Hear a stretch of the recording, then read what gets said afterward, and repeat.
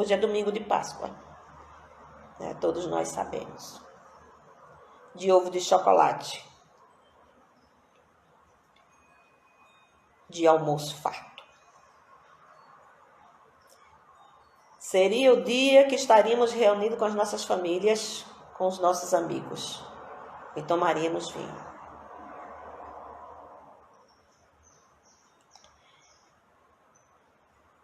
E poucos seriam aqueles que lembrariam o que a Páscoa realmente representa.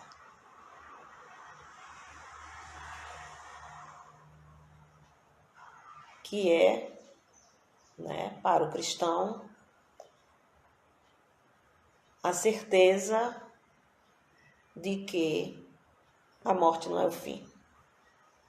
É o momento de ressurreição. Para algumas igrejas, diferente da que a gente percebe como a ressurreição de Cristo, né, do Cristo. E é nesse momento que a gente pode levar também para nossa atualidade, né, que a gente está precisando se reconstruir perante essa realidade difícil que se encontra o mundo, perante o coronavírus, perante o distanciamento social, perante a solidão e perante o medo.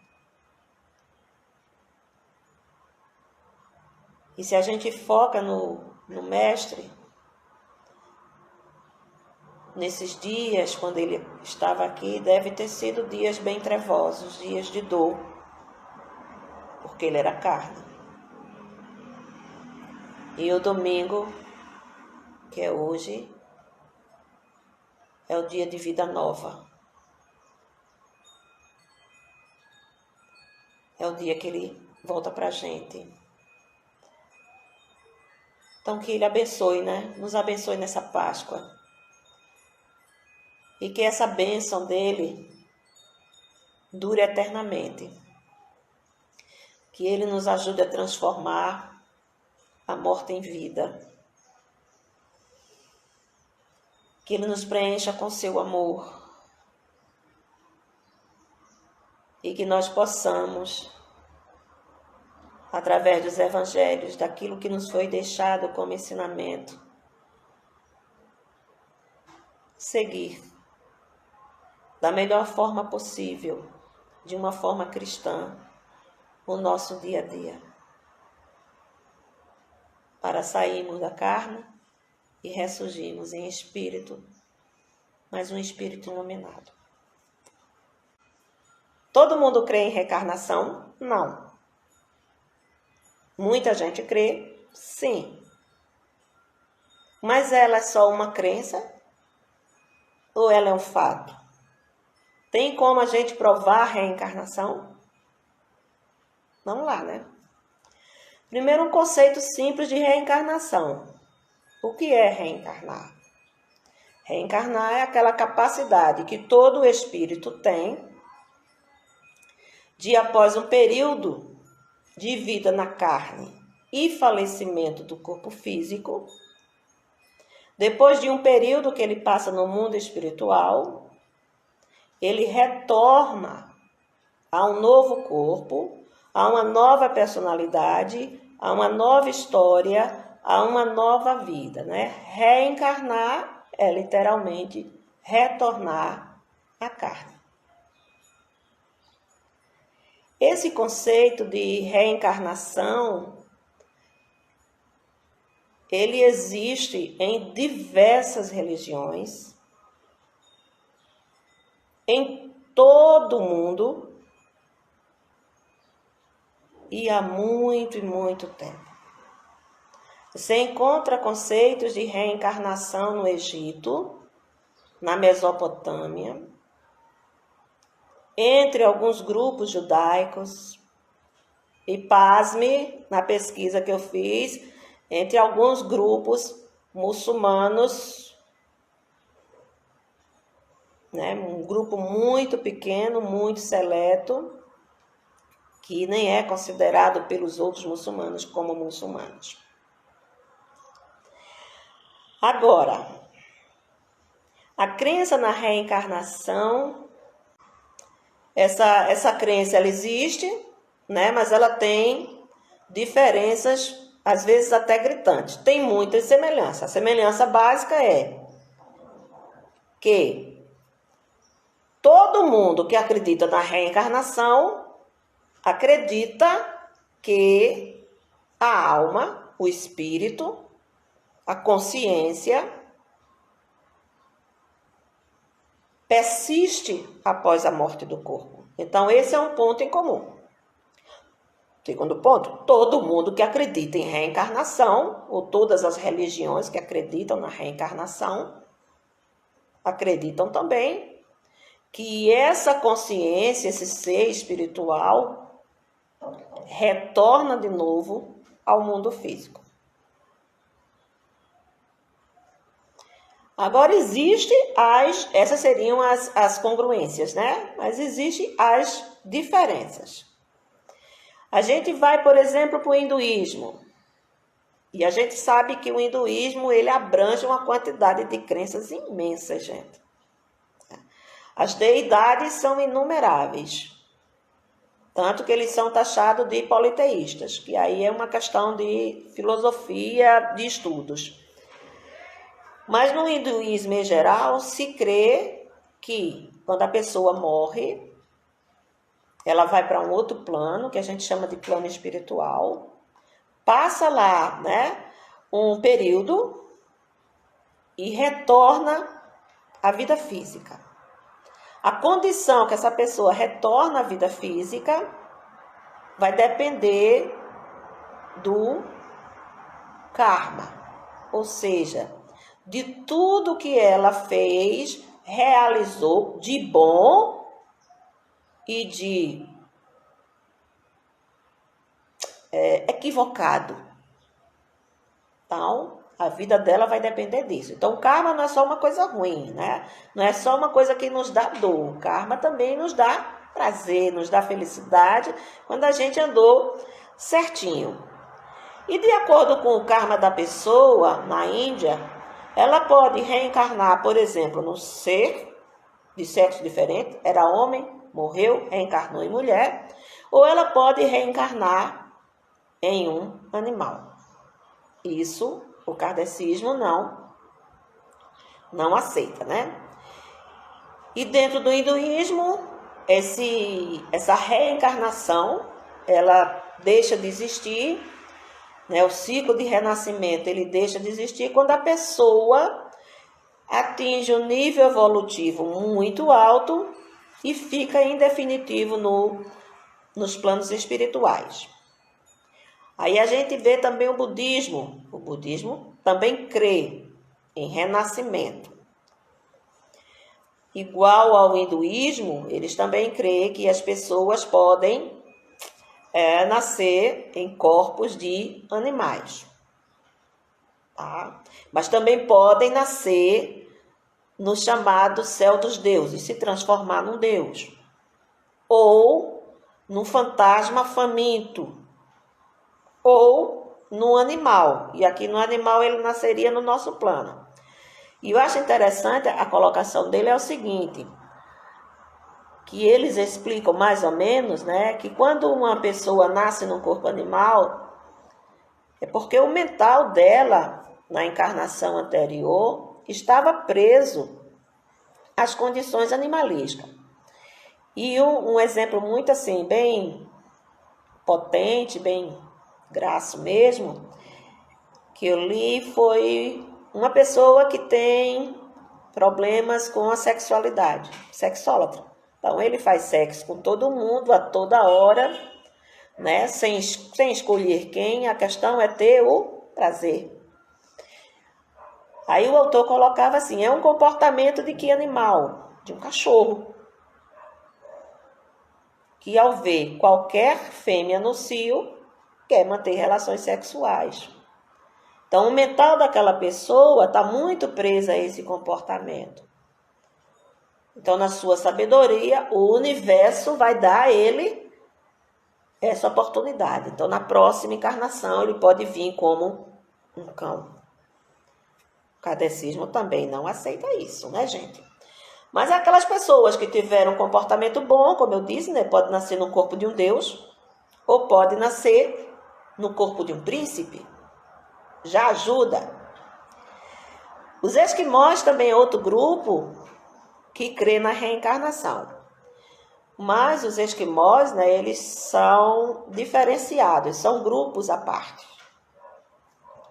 Então, tem uns que acreditam que nem todo mundo precisa reencarnar. Tem grupos que acreditam que você pode reencarnar em sexo diferente do anterior. Né? Tem grupos que até acreditam que uma só alma pode reencarnar em vários corpos, simultaneamente. Igualzinho a algumas seitas afro-brasileiras, né, e africanas, eles também têm uma crença de que os espíritos, eles sempre voltam para a mesma família. Então, quando você recebe uma criança, ela pode ter sido seu tio, seu avô ou seu bisavô. E tem comunidades que eles fazem esse levantamento. E alguns estudos, né, de Ian Stevenson, que mostram que crianças que nascem naquela região, elas têm uma maior facilidade de relembrar as vidas passadas. E aí elas falam que eram um avô, se comportam como um avô e até têm sinais no corpo físico iguais a do avô. Por exemplo, morreu por ser arpoado, então tem aquela cicatriz, traz com ela. Já no candomblé, eu achei muito interessante quando eu fiz a pesquisa do candomblé, que eles também creem que essa vida aqui não é a última, né? E a morte não finda com tudo, mas eles falam de 9 céus. Para a gente seria 9 planos espirituais. Aí eles falam do céu muito quente, feito pimenta, né? Do céu daqueles que não tem jeito, do céu daqueles que vão reencarnar, e como os esquimós creem que recebem também os antepassados no seio da própria família. Aí a gente vai para os cristãos, né? Aí os cristãos a gente tem os católicos, os protestantes, aqui no Brasil evangélicos e kardecistas. Existem algumas outras denominações, eu sei. A gente pegou o grosso, né? O mais cheio de gente. Os cristãos católicos, eles não creem em reencarnação. Os evangélicos, idem, eles creem em ressurreição da carne. Mas, quando a gente vai lá para o começo, né, nas comunidades cristãs primitivas, a gente encontra a crença na reencarnação. Os cristãos, baseados nos evangelhos, eles tiram as palavras de Jesus para se embasarem nessa crença. Quais são? Todo mundo conhece, né? João é quem? João foi Elias. Nicodemos tem que nascer de novo. Então, baseado na palavra do mestre, escrita, gente, eles creiam nisso. Mas, em 533, a igreja cassou a reencarnação, né, pelo Concílio de Constantinopla, e deixamos os católicos desacreditados dessa lei justíssima, como diz Kardec, que é a lei da reencarnação. E quando é que a reencarnação volta para as crenças cristãs? Volta com, né, o irromper do espiritismo, através das mensagens que nos chegaram da espiritualidade, né, através dos estudos e da dedicação eu chamaria professor como mestre, né? Kardec. E aí se abre um leque de conhecimentos que antes eram resguardados nas escolas de mistérios, nas escolas ocultistas, onde somente poucas pessoas tinham acesso a essas informações.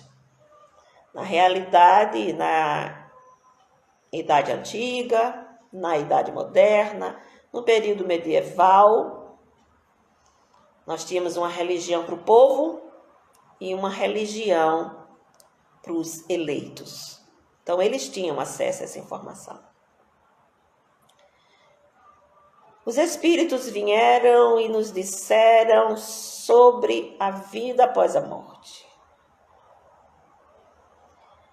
Nos mostraram como isso funciona. Dedicaram seu tempo e os seus esforços na conversação com os médiuns,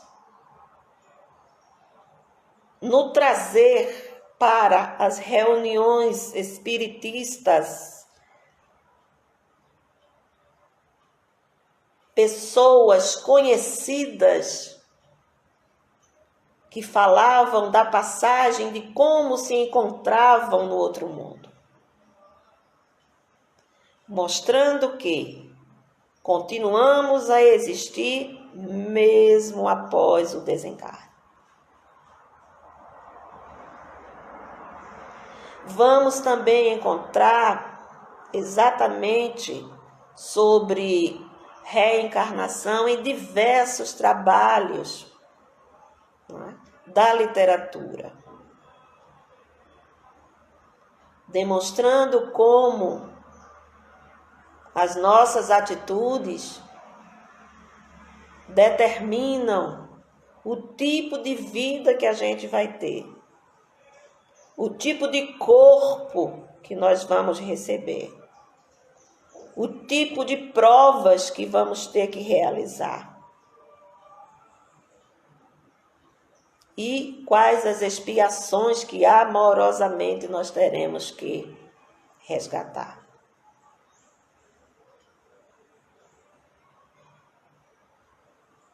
Mas é tudo muito justo.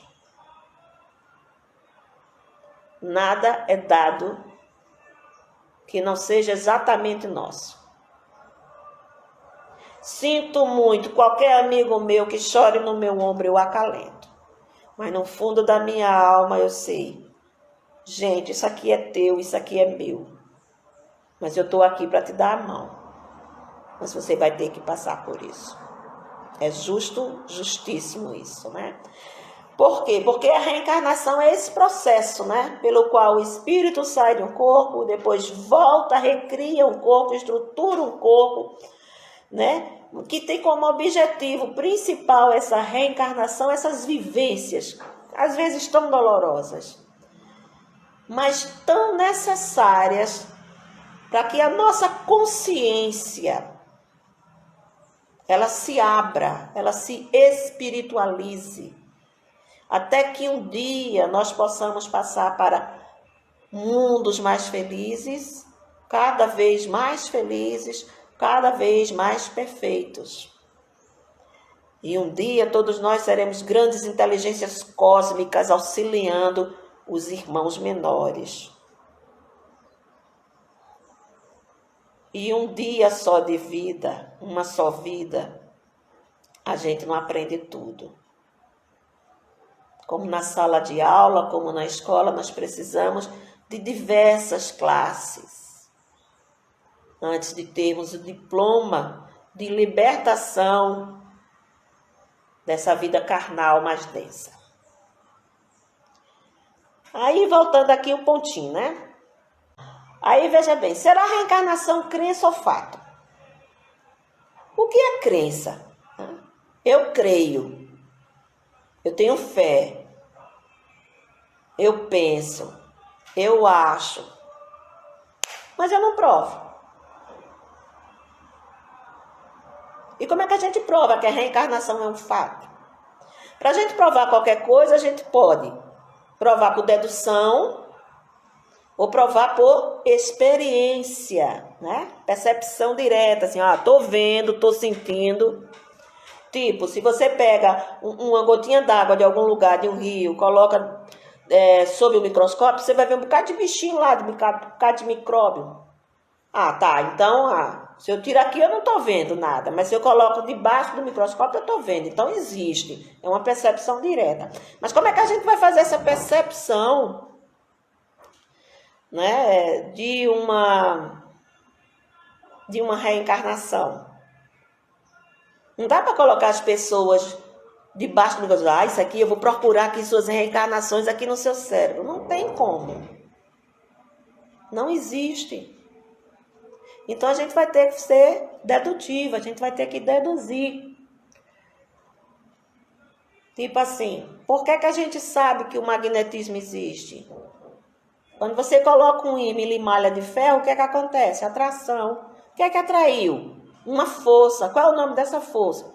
Magnetismo. Então a gente está deduzindo uma coisa pelos resultados que ela oferece, mesmo que essa força seja invisível. A reencarnação é invisível. Ela não deixa marcas físicas. Até entre aspas, às vezes deixa, tá? E a gente vê isso depois.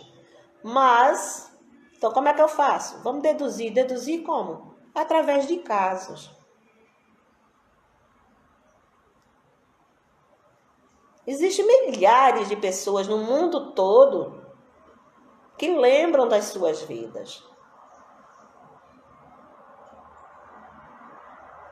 Existem, né, pessoas que falam de quem eram, como viveram, com quem viveram, qual era o nome. Tem casos, principalmente de crianças, porque a memória de vidas passadas nas crianças, ela pode ser natural, ela vem, a criança traz consigo, mais ou menos a partir do momento que ela começa a falar, ela já diz quem era, quem foi, ela começa a dar dicas de que existiu numa vida passada. Isso se dá principalmente, a gente tem hoje, né, a TVP, a terapia de vidas passadas, que modificou muito dos conceitos antigos sobre reencarnação, que dizem que pessoas avaliam, né, através dos estudos de casos, que pessoas que morreram e reencarnaram muito rápido, elas trazem muitas coisas da vida passada. O que é esse muito rápido? Quando você estuda espiritualidade em livros antigos, se dizia que você passava muito tempo lá no mundo espiritual antes de reencarnar. Você passava centenas de anos. Hoje, na TVP, você encontra pessoas, né, que dizem que morreram um ano antes. Faz um ano que eu morri e agora já está reencarnando. Crianças que reencarnam, que dizem que foram fulano de tal, que a criança com 3 anos e a pessoa morreu há 4 anos passados, ou seja, em um ano a alma reencarnou. Então, essa pessoa, essa criança, ela tem essa facilidade de relembrar, de dizer quem foi, de parecer com quem foi, de trazer marcas no corpo como sinais de nascença que o outro tinha, né? A pessoa morreu com a bala, então naquela região ela tem um sinal, ela tem uma doença que poderia ser causada por determinado acidente que matou o outro. Então essa é a forma que nós temos de provar que a reencarnação existe. através desses casos. E tem gente muito boa que trabalhou nisso agora, na atualidade não, mas há algum tempo atrás, Dr. Ian Stevenson. Doutora Edith Fiore, gente, doutora Edith Fiore, ela veio para o Brasil, certo? Ela trabalhava com psicanálise e ela começou a descobrir que certas pessoas tinham outras dentro dela, que ela via, às vezes, como uma espécie de possessão e, às vezes, como personalidades de vidas anteriores. Então, essa médica, né, essa psicóloga, ela veio para o Brasil e, num do livro dela, né, e nos textos que ela coloca, ela ficou maravilhada com o trabalho dos espíritas aqui. O trabalho que ela fazia no consultório pago. Os kardecistas fazem aqui gratuitamente, que é o nosso trabalho de desobsessão. A libertação de almas ainda presas no campo material. O Dr. Ian trabalhou com crianças. Ele rodou o mundo atrás dessas crianças, mostrando que as marcas de nascença tinham a ver com as pessoas que elas diziam que já tinham sido. Então, esses são os fatos e essas são as provas. Ah, então todo mundo vai acreditar? Vai nada! Vai não! Você pode mostrar 1000 fatos, você pode mostrar milhões de coincidências, você pode trazer provas que no seu ver são irrefutáveis, mas haverá aqueles, não, isso não, gente, isso é maionese, isso não existe. Então, o conselho que eu dou a vocês é, deixa para lá, você apresenta aquilo que você tem de melhor. A crença de que você não vai deixar de existir, a crença de que você vai voltar, a crença de que você vai reencarnar diversas vezes até conseguir atingir um patamar de perfeição. Isso dá a qualquer pessoa esperança. O túmulo não é o fim. A morte não vai me separar de todos os que eu amo. Mas para aquele que não quer acreditar, o tempo se encarrega. Cada um chega no seu lugar, no seu tempo. O conhecimento espiritual, da mesma forma. Ele vem quando a pessoa está pronta. Então, deixemos cada um com o seu cada um, né? Aí eu trouxe aqui alguns casos, né? O caso das irmãs Pollock. Isso foi no Reino Unido. Em 1957, um casal tinha 2 filhas. Num domingo de missa, as meninas foram na frente para guardar o lugar e foram atropeladas, né? Foram esmagadas. E os pais, é claro, ficaram inconformados.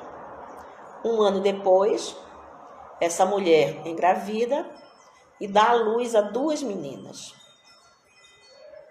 Aos 3 anos, essas meninas começam a se comportar como se comportavam as filhas falecidas. Elas começam a dar nome às bonecas, os mesmos nomes que as meninas que morreram davam. Elas reconhecem pessoas que elas não conheciam, mas que as irmãs falecidas conheciam. E aí, você vai dizer o quê? Claro que é uma prova, certo? Claro que é uma prova de reencarnação. Mas para quem acredita. Quem não acredita, não vai acreditar nunca.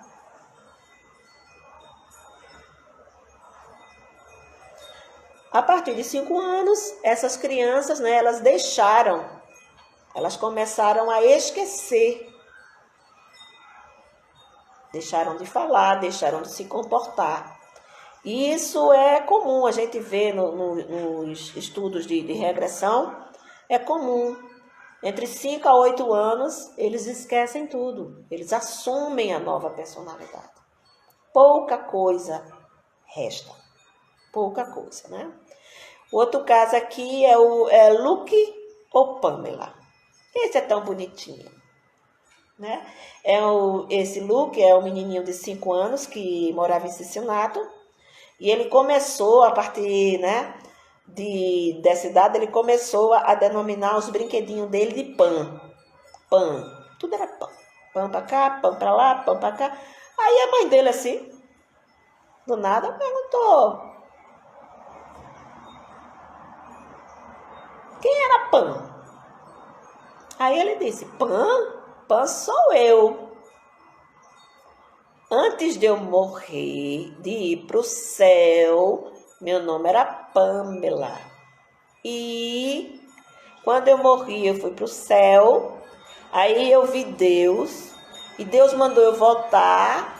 E quando eu olhei para você, você me chamou de Luke.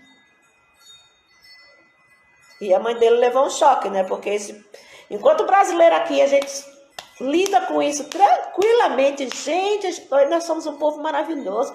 A gente lida com a diversidade espiritual, religiosa, de uma forma maravilhosa. Para lá, isso pra gente normal. Lá é um choque. E aí ele dizia que quando eu era garota, eu usava um brinco parecido com o teu. Quando eu era garota, eu gostava dessa roupa. E isso encucou a mãezinha dele, né? E ela começou, né, a incitar o menino a responder. Aí ele disse o nome da cidade. Ele disse que andava de trem. Ela perguntou como foi que ele morreu. Ele disse que foi do incêndio, foi no fogo. E aí ele fez um gesto de quem estava se jogando de algum lugar. E essa mulher começou a pesquisar, né, em jornais sobre incêndios recentes. E ela encontrou um incêndio onde uma mulher realmente havia falecido se jogando de uma janela. Isso aqui que eu tô olhando a hora, tá, gente? Se jogando de uma janela, né?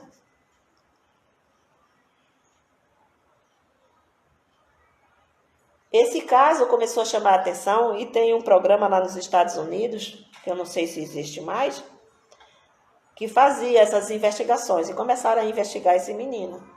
Aí encontraram, né? Encontraram esse incêndio, encontraram o nome e levaram o menino pro programa. E lá eles colocaram a foto de diversas mulheres. Assim, uma coisinha que ele perguntou, né? Ela perguntou ao filho como é que ele era. Aí ele disse que ele era negro.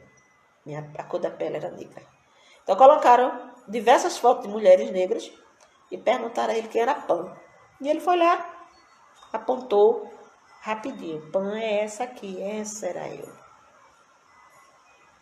Não tenho o que falar, né, gente? Não tenho o que dizer. É a prova para quem quer que seja, né? Tem outro também que é bem interessante, é o caso de Gus e Gus. Neto, Gus Taylor e Alge Taylor, né? Esse menino, com 18 meses, o pai dele estava trocando a fraldinha. Ele disse: quando eu era do seu tamanho, eu também trocava a sua fralda. E o pai nem ligou, né? Alguns aninhos depois, quando ele tinha 4 anos, ele disse que tinha sido o avô, certo? Ele reconheceu fotos de parentes antigos que já estavam mortos.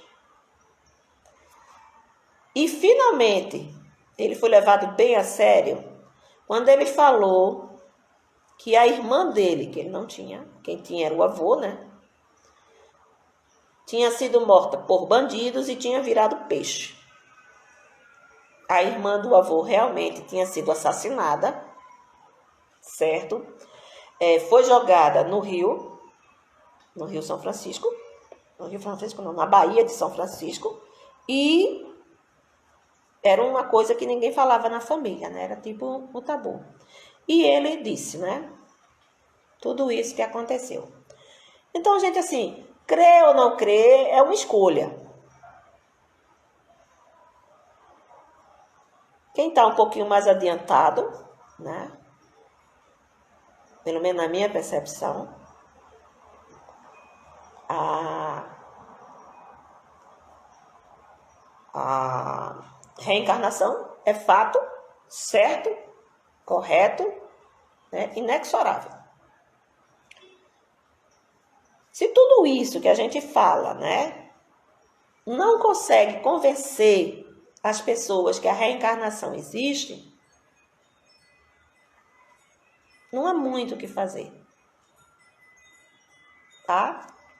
A única coisa que eu posso dizer é quando alguém diz, você fala tudo isso, mas eu não acredito, não existe isso.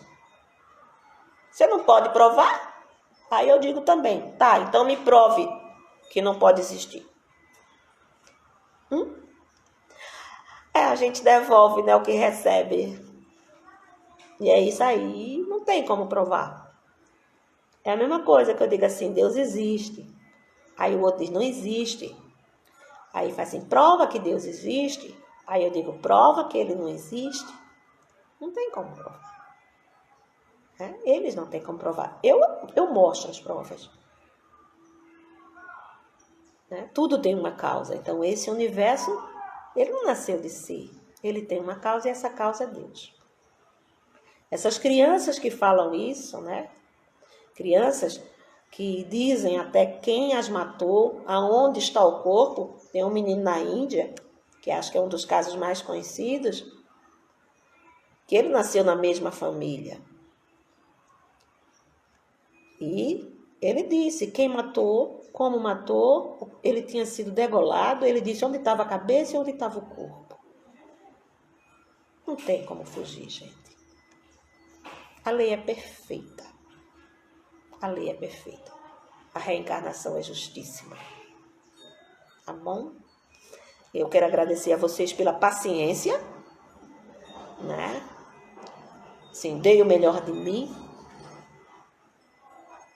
É muito bom estar sempre junto com o pessoal do Quilom. Tá? A gente já está acabando, né? Se alguém quiser fazer alguma pergunta, a gente está aí aberto para isso. Tá ok? Muita gratidão mesmo, gratidão por estar aqui com vocês nesse domingo de Páscoa. Mais alguma colocação, alguma pergunta, gente? Tem tempo ainda tem 5 minutos aqui. Bora perguntar, aproveita aí. Por exemplo, regressão é bom ou é ruim? O que é que vocês acham? Terapia de vida passada, terapia de regressão é bom ou é ruim?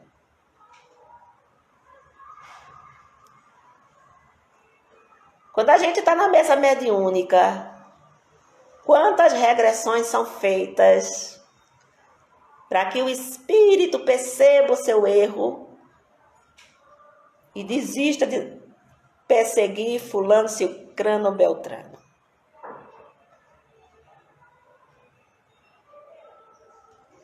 Pronto, aqui. Fala um pouco da hipnose na terapia psicanalítica. Olha, a hipnose, mesmo que Freud não tenha gostado muito dela, porque ele partiu para a cura pela fala, para mim, ela é excelente. Porque uma coisa que você demora a acessar no subconsciente de uma pessoa em trocentas análises, você consegue em pouco tempo. E hoje, com as técnicas, né, da psicoanálise, você pode usar a hipnoterapia de uma forma que você não utilizava na época de Freud. Alguns dizem que a hipnose não chega à causa da questão, então não resolve. Hoje nós já temos técnicas baseadas baseadas em uma técnica chamada busca da causa. Você hipnotiza a pessoa e leva ela ao momento em que essa questão ocorreu e que está gerando problema psicológico. E essa técnica, né, que também é aplicada em neurolinguística, ela gerou muita regressão espontânea a vidas passadas. Deixa eu ver aqui, teve uma pergunta aqui que eu achei tão interessante. Olha, acho ruim porque atrapalha a evolução.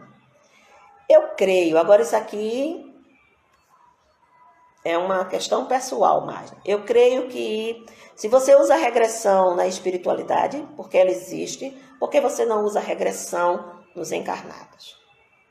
Agora, para isso, você tem que ser, como diz aqui a Rosali, quando necessário e com um profissional preparado. Não é todo mundo que pode ir para a regressão. E nem sempre é necessário uma regressão. Agora, quando você tem uma doença, que você já passou por tudo que é médico e não encontra essa doença. Você já passou por tudo que é psicólogo e não encontra. Por psicanalista e não encontra. Por psiquiatra e não encontra. Por que você não tentar o caminho da regressão? Mas é tudo uma questão de escolha, né? Acho que estudar os livros espíritas e a literatura, ela nos mostra muitos casos de trabalhos com regressão, tanto a nível de vivos como de desencarnados. Mas sempre quando necessário e com um profissional preparado, tá? Porque muita gente vai lhe levar para a regressão, mas não vai trazer você de uma forma equilibrada. Então, assim, é mexer às vezes com casa de abelha sem estar preparado para tal. As pessoas vão trazer um conteúdo psíquico que deve ser trabalhado. Não é só lembrar e se curar. Às vezes a pessoa lembra e se cura mesmo. Passa alguns dias, aquilo que ela sentia, a gagueira, uma dor, um queimor no estômago, começa a desaparecer. Mas às vezes não. Então, o que fazer com esse conteúdo que você trouxe? Uma coisa que eu digo na minha clínica é, se você não tem nada melhor a ofertar, deixa a pessoa como ela está. Porque às vezes é a única coisa que ela tem. Isso, a Márcia também coloca. Lembrando que é necessária a continuidade da terapia. Com certeza, com certeza. Isso mesmo, tá? Mas que é um instrumento válido para terapia, eu acho. Tanto a hipnose como a regressão. Mas o conhecimento psicanalítico também, né? Então, ok, gente, a gente chegou. Muito obrigado, tá? Fiquem todas vocês na paz de Deus. Vamos à nossa oração, que Jesus nos abençoe hoje e sempre, né? Que a luz seja o nosso guia. Que tudo aquilo que a gente aprende nos livros, a gente coloque nas nossas ações, tá bom? Feliz Páscoa, gente, muito ovinho de chocolate. Eu não posso comer, que eu estou de regime, mas vocês podem, tá? Fiquem com Deus. Eu vou esperar que vocês saiam para eu fechar, tá? Porque a gente espera que as pessoas convidadas saiam primeiro. Beijo no coração de todo mundo. Tchau.